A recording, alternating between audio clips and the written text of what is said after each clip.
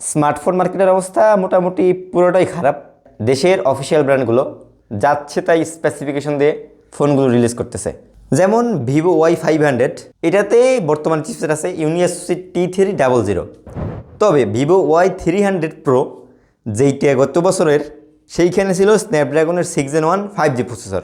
শুধুমাত্র ভিভোর ক্ষেত্রেই না, প্রত্যেকটা ব্র্যান্ডেই মোটামুটি এখন দেশের মার্কেটে এই অবস্থা। আর বিগত 2 থেকে 4 মাসের ভিতরে বেশ অনেকগুলো ফোন রিলিজ হয়েছে, রিসেন্টলিও কিছু ফোন রিলিজ হয়েছে। তো এই সকল ফোনগুলো আসলে যে প্রাইস পয়েন্টে রিলিজ করতেছে কোনোভাবেই জাস্টিফাইড করে না। এর ভিতর থেকে আমি নিজে আর কি পার্সোনালভাবে আপনাদের জন্য কয়েকটা ফোন বাছাই করছি, যেইগুলো আর কি বর্তমান সময়ে এসে আপনাদের জন্য না কেনাটাই হবে সঠিক সিদ্ধান্ত। রিসেন্টলি লঞ্চ হওয়া ভিভো Y500, এইটার অফিসিয়াল মার্কেট প্রাইস হচ্ছে গিয়ে 37,000 টাকা। এই বাজার সেগমেন্টে আপনারা একটা স্পেসিফিকেশন কী পেয়েছেন? 4G processor, ইউনিএসসি T300, RAM. হ্যাঁ, 37,000 টাকায় শুধুমাত্র পাচ্ছেন 6GB এবং ইন্টারনাল স্টোরেজ সেটাও শুধুমাত্র 128GB। ব্যাটারি আছে 8100 mAh, কিন্তু এত বড় একটা বিশাল ব্যাটারি চার্জিং দিয়ে রাখছে 44 ওয়াট। এক্ষেত্রে দেখা যায় ফোন চার্জ হইতেও আনুমানিক 2 থেকে 2.5 ঘন্টা লাগে। তবে আমরা যদি বিগত বছরগুলোর মডেলটা দেখি, ভিভো Y300 প্রো সেইটাই স্ন্যাপড্রাগন 6 Gen 1 একটা 5G প্রসেসর ছিল, র্যামও ছিল 8GB, স্টোরেজ ছিল 256GB। হয়তো এখন এটার প্রসেসর সম্পর্কে জানি, আপনাদের বুঝে গেছেন এই ফোনটা আসলে এই প্রাইস পয়েন্ট কীভাবে জাস্টিফাইড করতেছে। ইউনিসকের প্রসেসর, একটা মাত্র ক্যামেরা, 6GB র্যাম, তার ভিতরে আবার 128GB। বর্তমানে 8GB 12GB র্যাম ছাড়া 256GB, এরপর একটা ডায়মন্ড সিটি অথবা মিডিয়াটেকের একটা হাই লেভেলের প্রসেসর, এই প্রাইস সেগমেন্টে কিন্তু ভাই আমরা ইজিলি এক্সপেক্ট করতে পারি। আমাদের লিস্টের সেকেন্ড স্মার্টফোনটা থাকছে টেকনো স্পার্ক 50 প্রো। এই ফোনটার অফিসিয়াল দেশের দাম রয়েছে 27,000 টাকা। তবে টেকনো স্পার্ক সিরিজের ফোনগুলো কিন্তু আমরা এর আগে দেখছি, টেকনো স্পার্ক 40 প্রো, এইগুলো ভাই বেশ ভালো একটা স্পেসিফিকেশন আমাদেরকে দিছে। তবে 27,000 টাকায় আপনারা এটাই পাচ্ছেন 720pর HD+ IPS display, MediaTek Helio G100 ultimate processor, যেটা কিন্তু মিডিয়াটেক G99 এর একটা রিব্র্যান্ডিং ভার্সন। আর এটার সাথে যদি গত বছরের টেকনো স্পার্ক 50 প্রোর কম্পারিজন করেন, দেখেন অ্যামোলেড ডিসপ্লে 1 বিলিয়ন, আর এটা থাকছে গিয়ে IPS LCD প্যানেল। ডিসপ্লে সেগমেন্টে আপনার আগে পাইছেন 1200x2400, আর টেকনো স্পার্ক 50 প্রোতে থাকছে 720p।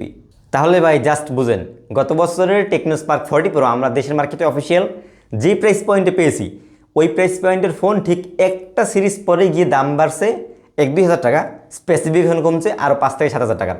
আপনি ভাই গত বছর পাইছেন একটা 2K রেজলিউশনের ডিসপ্লে, কিন্তু এই বছর পাইছেন 720p। এইটা আপনি নিজে কীভাবে ভাববেন? অ্যান্ড 27,000 টাকায় 720p MediaTek Helio G100 ultimate processor এখনও আর কি কল্পনা করা যায় না। তো আমার সিদ্ধান্ত থাকবে এই ফোনটা আপনাদের অ্যাভয়েড করার। যদি পান কিছুটা কম দামে, টেকনো স্পার্ক 40 প্রো নেন, নতুন অথবা সেকেন্ড হ্যান্ড। লিস্টের তৃতীয় স্মার্টফোনটা রাখছি একেবারে নতুন লঞ্চ হওয়া OnePlus Nord CE6। এই ফোনটার প্রাইস কিন্তু 40 থেকে 42 হাজার টাকার ভিতরে রিলিজ হয়েছে, কিন্তু এই প্রাইস পয়েন্টে এটা থাকছে না কোনো আলট্রা ওয়াইড ক্যামেরা। 40,000 টাকার ফোনে যদি আলট্রা ওয়াইড ক্যামেরা না থাকে, একটা মাত্র 50 মেগাপিক্সেলের ক্যামেরা আছে। প্রসেসর হিসাবে আছে স্ন্যাপড্রাগন 7S জেনারেশন 4। এই প্রাইস রেঞ্জে আমরা মোটামুটি ডায়মন্ড সিটি 8200, 8300 এরকম গেমিং প্রসেসর কিন্তু এক্সপেক্ট করতে পারি। তার চেয়ে কিন্তু বাংলাদেশ মার্কেটে এর আগের বছরের যে ফোনগুলো আছে, OnePlus Nord CE4 Lite, OnePlus Nord CE5, এইগুলো কিন্তু বেশ ভালো পরিমাণে স্পেসিফিকেশনে খেলছে।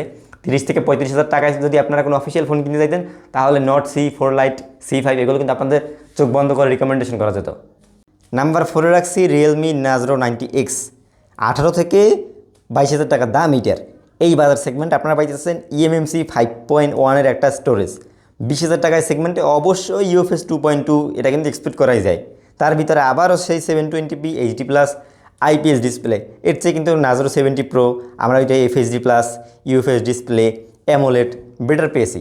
রিয়েলমির তরফ থেকে আমরা মোটামুটি দেখতেছি Narzo সিরিজ, এইটা একটা কিন্তু গেমিং সেন্ট্রিক ফোন ছিল, মোটামুটি কম প্রাইস পয়েন্টে একটা ভালো প্রসেসর দিত, অ্যামোলেড ডিসপ্লে দেওয়ার ট্রাই করতো। রিয়েলমি Narzo 50 কিন্তু বাংলাদেশের মোস্ট জনপ্রিয় একটা ফোন ছিল, তাও 3 থেকে 4 বছর আগের ফোনের কথা বলতেছি, কিন্তু বর্তমানে আসিয়া এই অবস্থা। আমাদের লিস্টের একেবারে লাস্ট অ্যান্ড ফাইনাল ফোন হচ্ছে আমাদের দেশীয় ব্র্যান্ড ওয়ালটনের পক্ষ থেকে Xenon X22 5G। এটার দাম অলমোস্ট 27,000 টাকা, তার উপর অফিসিয়াল ফোন, এইটা কিন্তু ভ্যাটও আছে। এই বাজার সেগমেন্টে আপনারা পাইতেছেন IPS ইউ শেপের একটা ডিসপ্লে। ভাই এইটা দেখেই তো মাথা গরম হয়ে যাবে। শুধুমাত্র আর্জেন্টিনার সাপোর্টার লাগিয়ে সম্ভবত ওরা এই ফোনটা রিলিজ করছে। তার ভিতরে 6000 mAh ব্যাটারির সাথে থাকছে আপনার 18 ওয়াটের একটা চার্জার। চার্জ দেবেন কি আপনি 3 থেকে 4 দিন বসে। সেলফি ক্যামেরা মাত্র 8 মেগাপিক্সেলের। আসলে আমি ভাবছিলাম 5 নম্বরে ওয়ালটনের ফোনটা রাখবো না, কারণ ওয়ালটন এমনিতেই আসলে ফোনের মার্কেটে বর্তমানে যা করতেছে, ওয়ালটন এক সময় অনেক ভালো পাইছে 4 থেকে 5 বছর আগে, 2020-এর আগে ফোন মানেই ছিল কম বাজেটে 4 থেকে 5 হাজার 10 হাজার টাকায় ওয়ালটন। কিন্তু ওয়ালটন এখন করার ট্রাই করে কি 20,000, 30,000, 35,000 জেনন, আলট্রা এরকম সেগমেন্টের ফোন রিলিজ করে আর স্পেসিফিকেশন দিয়ে রাখে মাথা নষ্ট। তো এতে করে ওদের নিজেরই আর কি ব্র্যান্ড ভ্যালুটা ডাউন হয়ে যায়। আমরা আর কি করব। আর ভিডিও শেষে এখন আপনারা বলতে পারেন ভাই তাহলে কোন ফোনটা কিনবো, আপনারা তো সব ফোন কোন দিয়ে মোটামুটি ভালো করলেন না।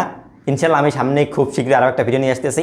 প্রশ্ন থাকলে আপনারা সেগুলো আমাকে জানান, আমি ইনশাল্লাহ আপনাদের সবগুলো উত্তর দেওয়ার ট্রাই করবো। অ্যান্ড নেক্সট একটা ভিডিওতে আপনাদের সব কিছু জানিয়ে দেবো ইনশাল্লাহ।